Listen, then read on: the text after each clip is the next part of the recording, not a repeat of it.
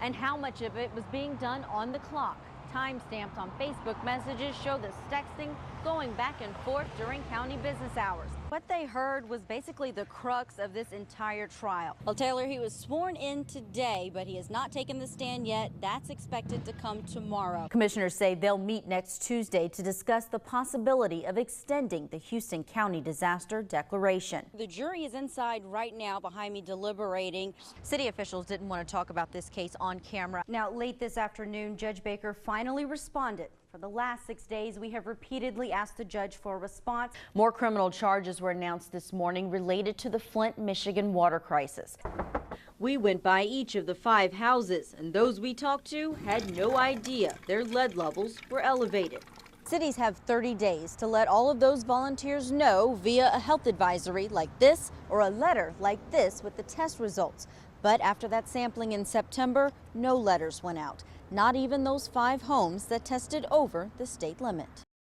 We approached the employer, Carla Bateman, looking for answers. For 7 years he worked here and money was essentially being stolen from him. And that's something that you're not denying happened. No, ma'am, I did not pay everything I should have paid. I mean, he was behind when he came here, so it's not all just me. Is that a reason to take money from him? No, it's not, and I'm not arguing that point. I've owned up to it. After weeks of asking for an interview, we went directly to the courthouse. And now that you've been recused from the case and it's not an active... You've asked for other cases, I've no comment. Other cases of more couples whose sentence in criminal court included matrimony. It's like a life sentence. Even though I don't mind being married for the life, but it wasn't supposed to be forced on me. We obtained the hotel receipt from the Judicial Commission through an open records request and went to Austin to the same hotel room, 420. The furniture, carpet, and curtains in the room where the judge stayed match the explicit photo's background. Dick Walker doesn't come to the cemetery as often as he used to. See, and they put his deer, he was a hunter. He's trying to find closure for his son's death, but this dilapidated house near the center of town makes it hard. And I said, when is something going to be done about this house to legitimize my son's death? Because up to this point, he has died for nothing. Nothing. The house looms at the center of a deadly encounter between Code Enforcement Officer Michael Pee Wee Walker and his murderer, Adam Ward. On June 13, 2005, Michael was on the job investigating reported health and safety code violations at this house on Caddo Street. Michael was unarmed. The house is non-compliant. It's about to fall down. It's looked that way for years. It's propped up on the corners by these poles. The backyard until recently was full of junk. While Michael was taking pictures, preparing to issue a code violation citation, Adam Ward emerged and confronted the officer in a clash that turned fatal. And when I wasn't able to save him that morning,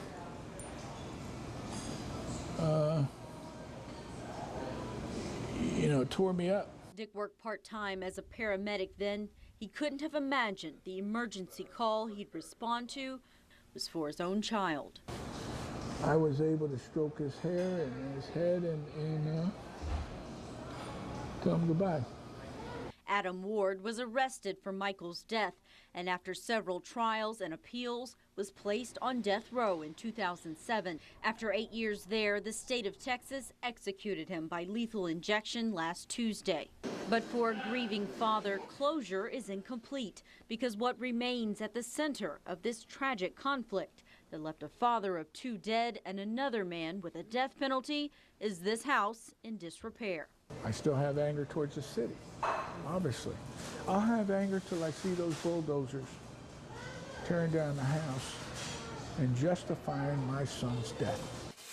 Justice because the citation Michael was trying to issue was never served. Not that day and not for the next 11 years. We obtained city records on the Ward house. They date back to 1995, 10 years before Michael's death.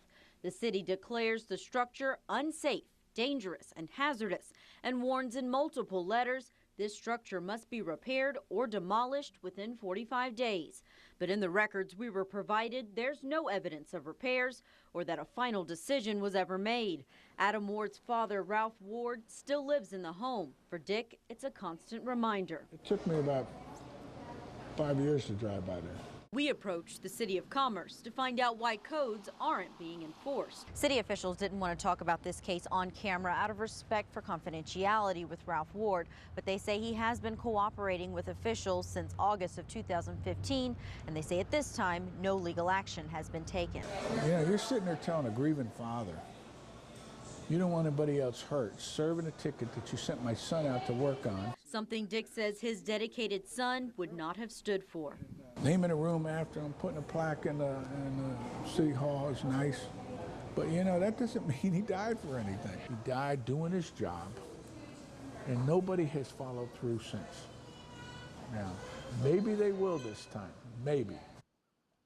We started this investigation back in January and have been following up ever since.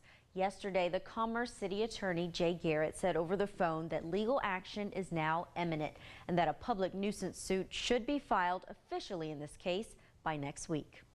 Why is it that this city charges so much or is bringing in so much? It's a question we wanted an answer to after our investigation led us to the city that generates the most revenue in East Texas for traffic fines and court costs, Tyler, Texas. It's the municipal court that collects those fines for traffic offenses, parking violations, and Class C misdemeanors like simple assault and thefts. Tyler's court had 122,000 pending cases last year, according to the Texas Office of Court Administration. That number of cases is double and triple the number of cases in other comparable cities. We looked at Waco, College Station, Denton, and Wichita Falls. All of those, including Tyler, have a population of between 100 and 130,000 people. Those other cities bring in about $3 million to $5 million in ticket revenue every year, with a portion of that going to the state. And then there's Tyler. Do you know how much it is before the state gets their portion? Approximately $9 million. $9,434,000 from citation revenue in 2015. That's approximately $9 million annually compared to these other cities that don't even make the $5 million mark. But does that mean there are just more bad drivers here? The purpose of municipal court and the collection and the paying of the tickets is not to raise and generate revenue for the city. Attorney Valita Waits used to sit on the municipal court bench as an alternate judge in the 80s and 90s, handling Tyler traffic ticket cases, and she has a different label for what's happening. So that's why I'm calling it cash registered justice, because it looks as though, especially for those who have tickets, it's more of using that as a means to generate revenue. And that's not what a court is supposed to do. So I really don't know if it really curbs the negligence. But Tyler police say safety plus order is their only goal. We receive complaints every single day from citizens saying, I am sick and tired of people running red lights. They almost hit me. They could have killed my family. They're speeding up and down my road. They're running the stop signs. So we're out there looking for those violations. And as far as the hike in revenue compared to other cities, we asked Court Administrator Nicole Johnson to explain. Is there a quota that the court has to meet? No, there is no quota. It could be that Tyler, during the daytime, our population is a lot higher than Longview or College Station. So there's different things that take into play when you're looking at the number of citations filed. Johnson says they're always looking at how their city compares and how they can improve practices. She also says another cost-driving factor, unresolved tickets that residents are still paying on. Well, of course, we're still dealing with tickets back from 1998, 1999. They're not going to go away. I mean, they're still going to forever be pending tickets. $9 million is a lot of money. And most of it, from my perspective and in my opinion and from what I have known, on the backs of those who could least afford it. That's the problem for me.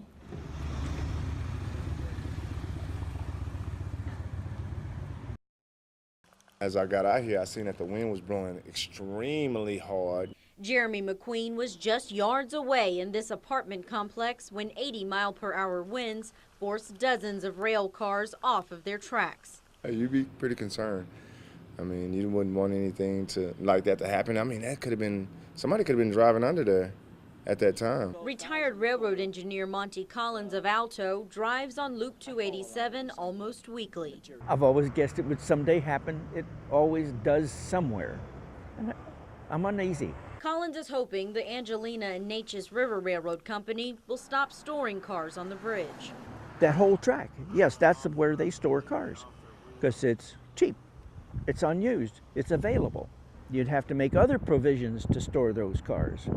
Off camera, I spoke with the president of the railroad company, who tells me that this area is something of a parking lot for their empty train cars. It doesn't have a locomotive or caboose at the end, but this is where they keep them almost all year round. When I asked if he would reconsider keeping the cars here in light of what happened and in light of all the traffic that comes underneath, he said they would look at it. But at the end of the day, this is their private property, and he says it's a common practice for railroad companies. Both TxDOT and the Federal Railroad Administration say they don't prohibit parking unmanned rail cars on a bridge, and the City of Lufkin's ordinances don't mention it. Collins, who had a 25-year railroad background, recommends uncoupling the units at the bridge. I would make a cut on dry ground, back enough from the bridge so that there's good footing, and then pull it on across until the end is on good footing. According to a 2007 Department of Transportation study, wind is one of the most disruptive weather events for rail. And when it does happen, like to this slow-moving train in New Orleans in April, the result is shocking. Now they know. Now they know, and they're worried. I would be too. At least storing the cars somewhere else, a little more safer, you know, something not like that. In Lufkin, Julia Jenaé, KLTV 7 News. Yeah, what did Nugent's sister contribute to the case today? Well, Anissa, from the very beginning, Tita's attorneys have said that Nugent was abusive to Bernie Tita during their 6-year friendship. They brought the victim's own sister onto the stand today to support that argument. I was always afraid of her. My dad, I was always afraid of her. That was no secret. Because they were strong. There could have been a strong lady. And I always loved her as a sister, actually. Even when she did ugly things. And she did.